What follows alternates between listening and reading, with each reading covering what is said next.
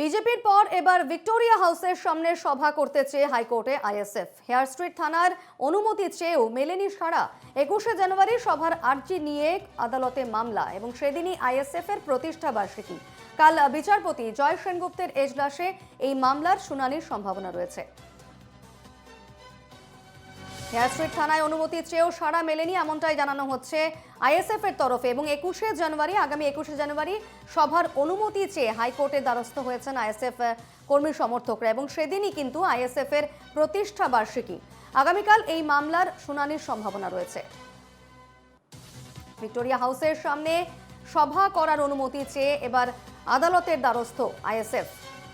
বিজেপির পর এবার ভিক্টোরিয়া হাউসের সামনে সভা করতে চেয়ে হাইকোর্টে আইএসএফ এবং হেয়ার স্ট্রিট থানায় অনুমতি চেয়ে তাদের কোনো সাড়া মেলেনি এমনটাই অভিযোগ।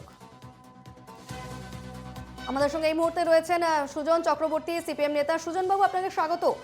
সুজনবাবু, ভিক্টোরিয়া হাউসের সামনে সভা করতে চেয়েছে আইএসএফ 21শে জানুয়ারি, তাদের প্রতিষ্ঠা দিবস। সেই দিনই তারা ভিক্টোরিয়া হাউসের সামনে সভার অনুমতি চাইছেন, কিন্তু তাদের এখনো সেই সভা করার অনুমতি মেলেনি। কি বলবেন?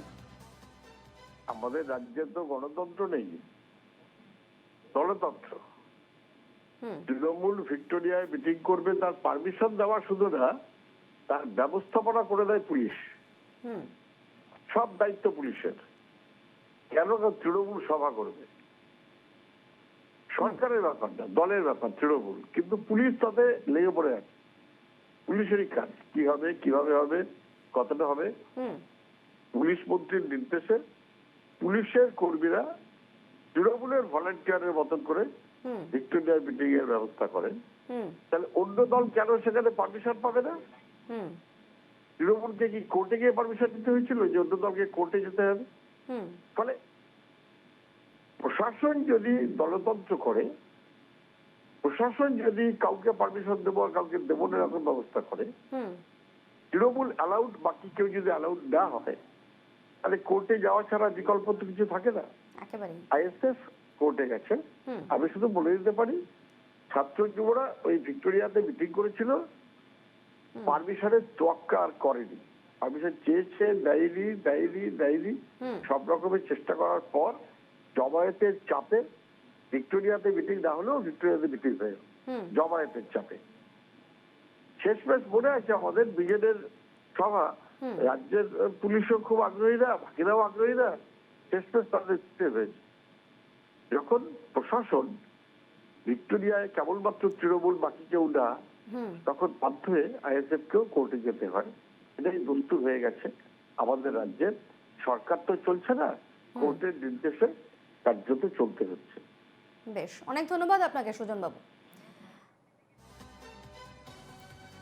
ঠিক এই বিষয়ে আমরা কথা বলেছিলাম আইএসএফ বিধায়ক নওশাদ সিদ্দিকীর সঙ্গে। তিনি কি বলেছেন শোনাবো। পুলিশকে আর তো পুলিশ নিজের মতো চলছে না, স্বতন্ত্রতা বজায় রেখে তো পুলিশ চলছে না। পুলিশ শাসকের অঙ্গুলিহীনতায় চলছে। তৃণমূল কংগ্রেস যেটা বলবে পুলিশ সেটা করতে বাধ্য হচ্ছে। নির্দেশ দিয়েছে যেটা প্রোগ্রামের জন্য ডিস্টার্ব করা, ওই জন্য তাদের পক্ষ থেকে এক প্রকার ডিস্টার্ব হচ্ছে, করাচ্ছে আমাদেরকে।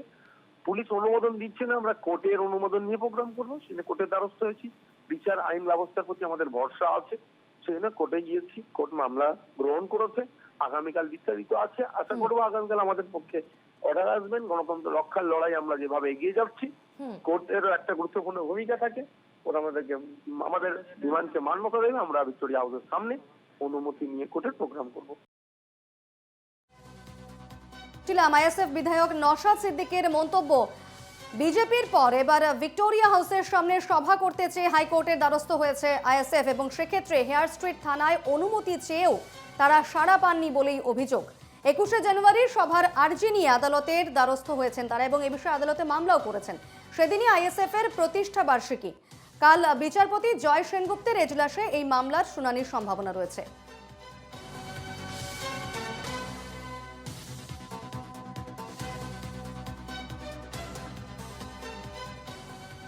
আমরা শুনছিলাম সিপিএম নেতা সুজন চক্রবর্তীর এ বিষয়ে প্রতিক্রিয়া। তিনিও বলছেন যে তৃণমূল যখন সভা করে তখন কেন তাদের প্রশাসনের অনুমতি নিতে হয় না, কিন্তু সেক্ষেত্রে অন্য দল সভা করতে গেলেই কেন প্রশাসনের অনুমতি নিতে হয়? তার অভিযোগ সেক্ষেত্রে, এবং নওশাদ সিদ্দিকী তিনিও কিন্তু এই অভিযোগই জানাচ্ছেন যে বারবার তাদের সভা করার ক্ষেত্রে প্রশাসনের অনুমতি নিতে হচ্ছে, আদালতের দ্বারস্থ হতে হচ্ছে।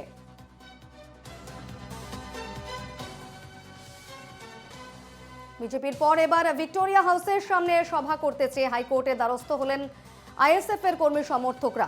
হেয়ার স্ট্রিট থানায় অনুমতি চেয়েও তারা সাড়া পাননি বলেই অভিযোগ।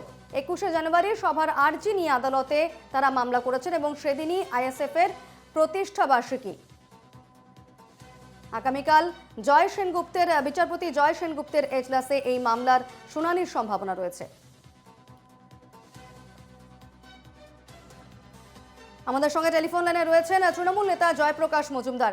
জয়প্রকাশ বাবু, 21শে জানুয়ারি প্রতিষ্ঠা দিবস আইএসএফ এর, সেদিন তারা ভিক্টোরিয়া হাউসের সামনে সভা করতে চাইছেন এবং সেক্ষেত্রে তারা হেয়ার স্ট্রিট থানায় অনুমতিও চেয়েছিলেন, কিন্তু তারা সাড়া পাননি। এবার তারা আদালতের দ্বারস্থ হচ্ছেন, কিন্তু নওশাদ সিদ্দিকীর বক্তব্য হচ্ছে যে বারবার তারা সভা করতে গেলেই তাদের আদালতের দ্বারস্থ হতে হচ্ছে, তারা অনুমতি পাচ্ছেন না। পাশাপাশি সিপিএমও কিন্তু বলছে যে তৃণমূল যদি সভা করতে যায় তাদের তো প্রশাসনের অনুমতি নিতে হয় না, তাহলে অন্য দলকে কেন অনুমতি নিতে হচ্ছে? দেখুন, তৃণমূল কংগ্রেস বছরে একটা বিশেষ দিনে ওখানে সভা করে 21শে জুলাই। 21শে জুলাই একটা সাধারণ সভা নয়, এটা রাজনৈতিক বক্তব্য, ভোটের রাজনীতির সভা নয়। সেটা হচ্ছে বিশেষভাবে মানুষের গণতান্ত্রিক অধিকারের জন্য যে 13 জন শহীদ হয়েছিল, এটা শহীদ দিবসের সভা এবং সেটার ওই স্থান মাহাত্ম্য আছে, ওখানেই শহীদ হয়েছিল। আর অন্য দলরা কিসের জন্য তারা করছেন? শুধু তৃণমূল ওখানে শহীদ দিবস পালন করে বলে? তৃণমূল তো আর সারা বছরে ওখানে অন্য কোনো সভা করে না। এইসব সিপিএম এর মুখে মানায়? সিপিএম গুলি করে মেরেছিল যারা গণতন্ত্রের জন্য দাবি তুলেছিল সচিত্র ভোটার পত্রে, আর সেই সচিত্র ভোটার পত্রের জন্য যে 13 জন শহীদ হয়েছিল তারই ফলাফল হিসেবে আজকে সারা ভারতে অন্তত 90 কোটি লোকের পকেটে গর্বিত ভাবে ওই সচিত্র ভোটার আইডি কার্ড আছে, এবং তার জন্য এই 21শে জুলাই একটা আলাদা মাহাত্ম্য আছে। তাই বলে সেইটাকে ব্যবহার করবে আইএসএফ এর মতন ভুইফোর একটা দল বা বিজেপির মতন একটা স্বৈরবাদী স্বৈরতান্ত্রিক দল। এটা হাইকোর্টেরও বোঝা উচিত। হাইকোর্ট ওই বিজেপিকে আবার অনুমতি দিয়ে প্যান্ডোরাস বাক্স খুলে দিয়েছে, এবং আমি আশা করব হাইকোর্ট এইসব আজে বাজে আবেদনে সাড়া দেবে না। তাদের জন্য ব্রিগেড খোলা আছে, শহীদ মিনার খোলা আছে, সেখানে যাক না। জায়গার কি অভাব পড়েছে? বেশ, অনেক ধন্যবাদ আপনাকে জয়প্রকাশ বাবু। আমরা কথা বলছিলাম তৃণমূল নেতা জয়প্রকাশ মজুমদারের সঙ্গে। তিনি বলছেন তাদের জন্য ব্রিগেড রয়েছে, অন্যান্য জায়গা রয়েছে, তাদের ভিক্টোরিয়া হাউসই কেন প্রয়োজন। সেক্ষেত্রে তিনি বলছেন যে হাইকোর্টের কাছে তিনি আবেদন করছেন যে এই বিষয়ে যেন হাইকোর্ট কোনো সাড়া না দেয়। এদিকে হেয়ার স্ট্রিট থানায় অনুমতি চেয়েছেন আইএসএফ এর নেতাকর্মীরা, সেক্ষেত্রে তারা অনুমতি পাননি এবং তারপর তারা আদালতের দ্বারস্থ হয়েছেন এবং আগামীকাল এই মামলা শুনানি রয়েছে। আমাদের সঙ্গে এই মুহূর্তে টেলিফোন লাইনে রয়েছেন বিজেপির সাংসদ দিলীপ ঘোষ। দিলীপ বাবু, আপনাকে স্বাগত এনকেটিভি বাংলায়। দিলীপ বাবু, ভিক্টোরিয়া হাউসের সামনে সভা করতে চাইছে আইএসএফ 21শে জানুয়ারি তাদের প্রতিষ্ঠা দিবসের দিন। সেক্ষেত্রে তারা হেয়ার স্ট্রিট থানায় অনুমতিও চেয়েছিলেন কিন্তু সাড়া পাননি এবং এবার তারা আদালতের দ্বারস্থ হচ্ছেন। কিন্তু তাদের প্রশ্ন হচ্ছে যে বারবার তাদের এইভাবে সভা করতে গেলে অনুমতি চাইতে হচ্ছে, আদালতের দ্বারস্থ হতে হচ্ছে। তৃণমূল যখন সভা করে তখন তো তৃণমূলের আদালতের দ্বারস্থ হতে হয় না, সেক্ষেত্রে অন্যান্য দলকে কেন এই সমস্যার সম্মুখীন, কি বলবেন? পশ্চিমবাংলার গণতন্ত্র একটা পার্টির জন্য, সেটা হচ্ছে টিম। গণতন্ত্র নেই, দলতন্ত্র, ওনারা ঠিক করবেন কোথায় করবেন, তার জন্য পারমিশন দরকার নেই, কিছু নেই। বাকিদের কোনো নাগরিক বা গণতান্ত্রিক অধিকার নেই, তার জন্য পুলিশের পারমিশন দেওয়ারও ক্ষমতা নেই। আমাদেরকে কোর্টে যেতে হয়, হাইকোর্টে যেতে ওটা সভা করার জন্য। তো কোথায় গণতন্ত্র? এই গণতন্ত্রের কি মানে হয়? যেই পার্টি হোক, একটা পার্টি যদি ওখানে করতে পারে বাকি পার্টিরও করার অধিকার আছে। বাকি অন্য সমস্যা থাকতে পারে, সেটা পুলিশ দেখবে খতিয়ে, কিন্তু খালি রাজনৈতিক কারণে কোনো সভা করতে দেওয়া হবে না। এই ধরনের গণতন্ত্র চলতে পারে না। বেশ, ধন্যবাদ আপনাকে দিলীপ বাবু। আমরা কথা বলছিলাম বিজেপির সাংসদ দিলীপ ঘোষ। তারও কিন্তু মন্তব্য হচ্ছে রাজ্যে গণতন্ত্র নেই এবং সেক্ষেত্রে যদি গণতন্ত্র থেকেই থাকে তাহলে একটা দলকে সভা করার জন্য অনুমতি চাইতে হবে, আদালতের দ্বারস্থ হতে হবে, এ কোন গণতন্ত্র? বিরোধীদের প্রশ্ন সেখানেই। কিন্তু তৃণমূল বলছে যে 21শে জুলাই তারা বছরের একটা দিনই সেখানে সভা করেন এবং সেটি একটি বৃহত্তর কারণে। সেক্ষেত্রে আইএসএফ এর মতো দলকে যেন আদালত এই সমস্ত সভা করার অনুমতি না দেয়, তার জন্য তিনি আবেদন করছেন।